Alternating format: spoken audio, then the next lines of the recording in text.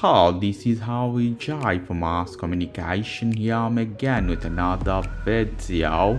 In this video I'm going to show you how you can unhide any application that you have hidden before in your iPhone 16, 16 Pro Max or any other version of Apple device. Could be iPhone 15, 11, whatever. For example, here in hidden folder I have a couple of applications I can see. So I tap this one to see with my Face ID. Now, so this application, how you can take out to outside. Very simple. You have to tap this one.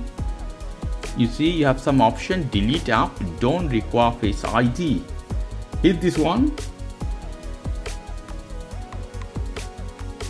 You have to show your face or you have to put passcode.